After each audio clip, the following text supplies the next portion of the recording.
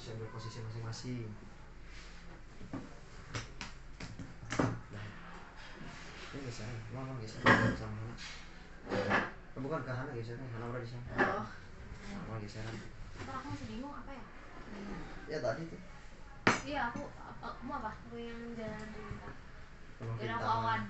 Oh iya. Awan tuh apa tadi tuh? Yang merasa kayaknya tak salah deh, aku kayaknya salah, merasa tidak merasa cemas lah. Akan ada hal buruk ya, anggap aja terapkan aja ke Popsus gitu kan, anggap aja ke asmaraan. Gak mau jangan dong, ini bisa jadi manifestasi. Enggak ya Allah, enggak, ini membantuin temen doang ya Allah. Bukan berarti. Bismillahirrahmanirrahim. Assalamualaikum warahmatullahi wabarakatuh. Waalaikumsalam warahmatullahi wabarakatuh. Ya, terima kasih ya kepada Maryam, Jihan, dan Rama yang sudah hadir di sesi konseling kelompok ini. Nah, kan minggu lalu pernah juga ya kita melakukan sesi konseling kelompok, dan konseling itu idealnya tidak selesai dalam satu pertemuan. Oleh sebab itu kita akan mencoba lagi nih menyelesaikan berbagai struggle, berbagai rintangan yang sekiranya menghambat perkembangan kita. Nah, jadi kalau minggu lalu kita melakukan pendekatan psikoanalisis. Nah, sekarang kita bakal mencoba melalui pendekatan kreatif counseling. Itu ngapain? Nah, ada beberapa tekniknya, cuman kita akan belajar satu-satu aja. Nah, sebelum itu bagaimana kabarnya? Bapak mau tanya dulu dong, Rama bagaimana? Alhamdulillah Pak, kalau saya baik-baik saja. Iya, alhamdulillah ya. Kalau ujian gimana? Alhamdulillah baik ya Pak. Kalau Maryam gimana? Alhamdulillah saya juga baik Pak. Ya. Nah, kita akan langsung aja ya mencoba ke yang teknik pertama. Dan teman-teman silahkan aja, tenangkan aja pikirannya, dan jangan takut bahwa ini akan bocor keluar gitu. Dan diharapkan semuanya saling mendukung di sesi konseling kelompok ini. Kita akan melakukan pendekatan pertama, yaitu kita akan mencoba dengan expressive art. Nah, apaan tuh Pak expressive art? Nah, jadi nanti kalian akan diberikan ketiga alat tulis ini ya, silahkan. Dan akan ada kertas, yang mana di kertas ini kalian bisa mencurahkan segala isi hati kalian ya. Kalian mau membentuknya kayak gimana, mau menulis, mau mencoret-coret atau gimana pun itu bebas gitu ya. Jadi silahkan kalian luangkan waktunya untuk mencoret-coret atau mungkin menulis, menggambar, bebas lah gitu teman-teman ya. Mungkin waktunya gak bakal lama ya, sekitar 5-10 menit aja gitu. Oke, di time lapse aja ya. Oke, kan dibaginya di cut. Soalnya itu orang stickman gambar Iya, apa? aku sih kayak gitu. Jari pohon. Oke, bagian di cut. Nah, itu frame kah buahnya? Iya. Gambar-gambar kepulauan cuy. Insya Allah. Awan hitam, iya efek-efek awan-awan gelap. Awalnya ngumpul di sini semua maksudnya. Ya.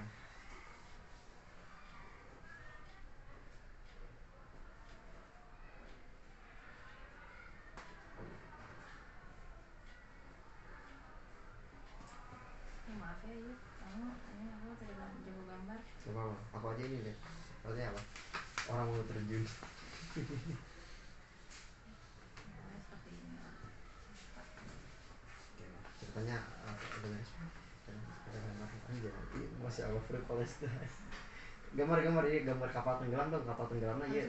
Israel. Dikit-dikit aja. Ambil besok beneran jadi. Bisa tuh bendera Israel. Double segitiga gitu.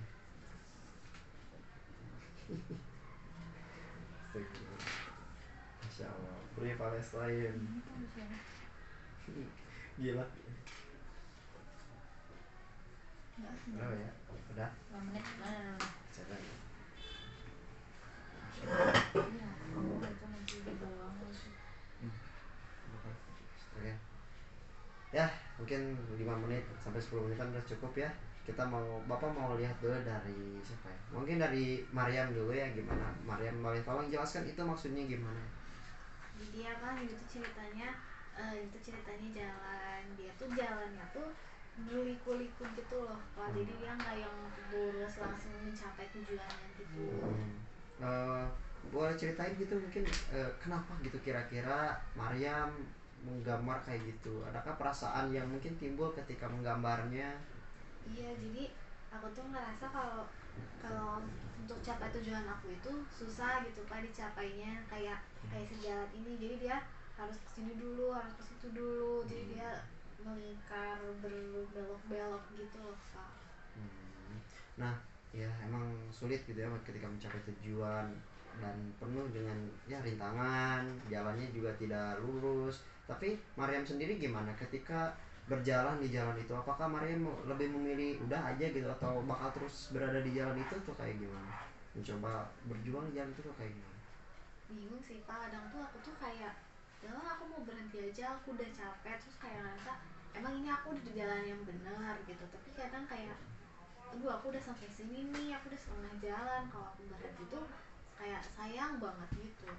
Ya, karena pada emang kenyataannya bahkan ketika perjalanan juga kalau jalannya penuh dengan belok atau mungkin rintangan itu pasti ada ceritanya, malah ada ceritanya dibandingkan dengan hanya jalan tol aja lurus kayak gitu kan, itu sedikit juga ceritanya ya. Artinya bisa memiliki banyak pengalaman hidup mungkin ketika Maria melalui jalan itu ya. Semoga di penyaluran itu bisa meluangkan sedikitnya permasalahan yang Maria rasakan. Sekarang ada yang ingin menarik lagi nih, itu dari Jihan. Kalau Jihan gimana? Jadi ini ceritanya ada orang ini Ya. ini saya tadi salah, harusnya tangannya ke bawah, nggak usah ini. Oh ya. Terus soalnya orangnya nggak senyum, jadi ngapain gitu datar tapi gini. Jadi ini saya kasih keterangan aja. Oh, Terus ceritanya dia tuh abis dari sini ke sini karena dia tuh ngerasa awan hitamnya tuh ngikutin dia terus gitu. Oh. Makanya dia ingin nyari awan yang terang, tapi si awan hitamnya ngikutin dia gitu. Jadi ngumpulnya tuh di atas kepala dia terus. Kayak dari sini abis gak ada awan hitamnya, kurang hitam, terus dia lari ke sini ngikutin gitu si awannya tuh. Jadi kalau mungkin pandangan Bapak tuh ngerasa dia diikutin terus sama masalah gitu ya, kayak gak bisa Iya. lepas dari hal-hal yang ditakutinya kayak gitu. Iya, betul. Ya emang di dalam perjalanan juga mirip-mirip mungkin dengan tadi yang Mariam ya, bahwa ketakutan akan kegagalan, kecemasan akan hal-hal yang tidak pasti, atau mungkin kayak perasaan kok kenapa ya kayak diiringi terus hal-hal yang buruk gitu ya. Iya, tapi pada kenyataannya emang kita harus mencoba belajar beradaptasi bagaimana kita bertahan di situasi kayak gitu. Bahkan mungkin juga bisa aja bahwa awan gelap itu jika tidak menimbulkan hujan atau badai ya tidak apa-apa, malah itu membuat kita terlindung dari sinar matahari kan, caranya jadi lebih adem gitu kayak gitu. Nah jadi ya itulah contoh kayak ekspresi art gitu. Nah mungkin kita akan coba yang lanjutannya ya. Lanjutannya itu akan mencoba lagi teknik visualization. Visualization. Nah di teknik visualization ini, nah teman-teman silahkan untuk menutup matanya. Nah, menutup matanya. Nah sekarang teman-teman kan sudah tahu ya panca indera ada apa saja gitu ya. Ada indera penglihatan, penciuman, meraba dan sebagainya. Nah di waktu kalian menutup mata ini, silahkan kalian visualisasikan sebuah tempat yang ingin sekali kalian kunjungin dengan situasi kalian yang sekarang ini, dengan perasaan kalian saat ini. Kalian ingin berkunjung kemana? Sekarang coba kalian rasakan oleh setiap indera kalian. Coba bayangkan seperti dari visualnya bagaimana, kalian mendengar apa di sana. Kalian juga mungkin kalau indera pengecap itu kalian sambil memakan apa atau meminum apa. Terus bagaimana juga kalian menggunakan indera peraba kalian merasakan suhunya di sana, apakah dingin atau panas atau berangin. Coba kalian tenangkan dan bayangkan tempat yang ingin kalian kunjungi itu. Nah, mungkin indera apalagi belum terdengar ya, indera penciuman gitu. Aromanya, apakah kalian mencium aroma seperti kalau di hutan kan ada aroma tanah, atau di laut aroma garam-garamnya. Nah silakan kalian bayangkan di sana dan kalian sedang melakukan hal yang sangat kalian inginkan di sana juga gitu. Terus kita bersama-sama juga sambil menggunakan teknik pernapasan juga ya, teknik mindfulness. Silakan bersama-sama menghirupnya menggunakan hidung dan menahannya sebentar, kemudian mengeluarkannya lewat mulut ya. Kita bersama-sama ya. lewat hidung tarik, kemudian tahan, terus keluarkan. Sip, silahkan buka lagi ya mata. Nah, coba sekarang Bapak mau dengar ceritanya dari mungkin dari Rama dulu ya yang belum menceritakan. Dari Rama tadi membayangkan apa, terus perasaannya bagaimana? Kalau dari saya sendiri, saya membayangkan sedang di pantai. Masa di pantai. Kalau dari pendengaran, ya pasti dari ombak, angin, kemudian para pengunjung gitu, meskipun tak seramai gitu, terus ada suara perahu gitu. Oh, Kemudian dari penciuman hidung, kalau dari hidung pastinya bau garam gitu kan, iya di pantai namanya. pantai, ya bau air. Terus kemudian dari rasa gitu, pasti kayak suhunya panas, kalau kaki kebayang nginjek pasir gitu, Pasir ya. dan bikin tenang istilahnya di pantai itu.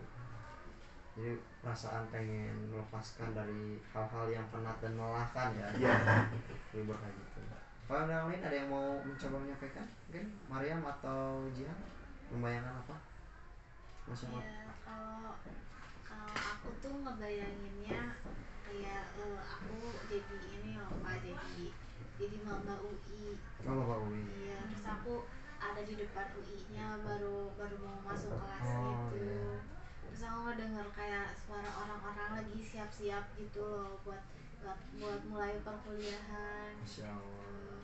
Terus aku ngerasainnya tuh kayak cuacanya panas tapi ada angin-angin segernya gitu. Terus apa lagi ya? Kalau yang lain-lainnya enggak sih Pak, aku enggak ngebayangin. Jadi Mariam sepengen itu gitu ya ke UI gitu. Iya. Ya semoga ya waktu kelas 12 ini bisa lebih belajar lagi gitu biar bisa mencapai tujuannya ke UI gitu. Ya kayak gitu. Nah, ya jadi itu contoh-contoh dari penerapan teknik visualization kayak gitu. Jadi teman-teman silahkan kalian rasakan lagi. Jika kalian ingin perasaan yang tadi itu bisa dibilang kan tadi hanya imajinatif ya. Kalau perasaan imajinatif itu terwujud, silahkan kalian lebih berjuang lagi, khususnya mungkin kalau Maria mau ke UI gitu. Atau mungkin Rehan juga ketika Rama juga ketika ingin terbebas dari tekanannya dulu, silakan aja. Betul, healing itu emang hal yang ya boleh aja asalkan ya kalian masih menuntaskan kewajiban gitu. Makanya jangan lupakan untuk istirahat dan refreshing, kalau bahasa dulunya mungkinnya dibanding bahasa sekarang, healing gitu. Nah, oleh sebab itu kita akan mencoba lagi ini, itu teknik yang terakhir nih, yaitu teknik role playing. Teknik role playing itu akan kita pura-pura aja lah di situasi teman-teman itu menimbulkan perasaan yang tidak nyaman, kalian mencoba ngobrol ke orangnya langsung. Mungkin coba kalau Jihan gimana, ada gak sih perasaan yang mungkin gak nyaman ke kamu gitu dari teman-teman kelas kayak gitu? Kalau dari aku biasa aja sih Pak sejauh ini. Tapi mungkin kalau pengen disampaikan, sebenarnya aku juga pengen banyak bisa cerita hal pribadi aku gitu. Selama ini kalau misalkan cerita hal-hal aman-aman aja menurut aku. Tapi kalau misalkan cerita sebenarnya aku pengen juga bisa sharing tentang hal-hal pribadi gitu Pak. Oke. Ya, untuk menceritakan hal pribadi itu tentu saja kita harus menimbulkan kepercayaan dulu ya ke orang lain yang mau diceritakan. Nah, kalau di kelas misalnya Jihan itu merasakan nggak ada yang mungkin bisa diceritakan, nah bisa aja tuh di sini kan kita sudah melalui sesi konseling kelompok bersama-sama. Nah kita ya mencoba belajar lah saling percaya. Gimana kalau Rama dan Mariam kira-kira bisa gak menampung mungkin cerita ini di Jihan, kita percaya nggak dan bakal jaga rahasianya? Bisa menjaga rahasianya, tenang saja. Ya, jadi dia bisa mencoba belajar lah gitu ya untuk percaya yang sudah sesi konseling kelompok ini, bahkan ke bapak juga insya Allah bisa gitu. Nah, cuman kita mungkin mencoba ya, kita coba aja dulu dan satu hal yang mungkin Jihan belum pernah ceritakan ke teman kelas kamu dan Jihan coba ceritakan ke kita di sini gitu. Apa kira-kira Jihan berkenan nggak ya? Kalau nggak berkenan nggak apa-apa gitu, bisa dipasang. Boleh sih Pak. Boleh. Yang lainnya simak gitu ya. Ini gak apa-apa, tenang aja. Oke, sebenarnya nggak pribadi banget, cuman kalau untuk teman-teman kelas kayaknya nggak usah diceritain aja gitu. Sebenarnya kalau misalkan masalah pribadi mah masalahnya kebanyakan di rumah, datangnya dari rumah, dari orang tua gitu. Jadi paling mau cerita tentang itu aja sih, karena teman-teman dia gitu, jadi Oh. dan tidak relate dengan cerita-cerita mereka kayak gitu, jadi kurang bisa sharing sama mereka, jadi nggak tahu gimana sih rasanya orang tua couple kayak gitu tuh kayak gimana gitu. Nah, kalau dari Mariam sama Rama gimana? Ada yang mau dibilangin ke Jihan tadi soal yang ceritanya tadi? Mungkin kalau menurut aku kayak mungkin kalaupun meskipun nggak relate gitu ya, tapi mungkin pasti ada yang bisa baik kamu atau teman kamu yang bisa dimengerti gitu dari cerita-ceritanya, mungkin gitu. Bahkan sekedar hanya kesini terus bercerita aja kan nggak apa, yang penting kan bukan bagaimana respon terkadang tuh, yang penting mah kamu udah bercerita aja gitu. Biasanya kalau udah bercerita biasanya lebih lega gitu, kayak gitu Jihan. Jadi gak apa-apa, terima kasih ya sudah bercerita ke kita. Ya begitulah contoh dari teknik-teknik dari creative counseling. Jadi terima kasih. Aduh. Oh nggak, ternyata masih. Maaf. Dikatanya kayak Ya terima kasih ya sudah hadir di sesi counseling kelompok ini. Semoga teknik-teknik tadi itu bisa teman-teman terapkan ketika berada di situasi-situasi yang sekiranya membuat teman-teman merasa tertekan, merasa cemas dan sebagainya. Akhir kata, ada yang ingin ditanyakan? Assalamualaikum. Ya terima kasih ya. Wassalamualaikum warahmatullahi wabarakatuh. Ya. Hati-hati ya. Beri langsung komentar.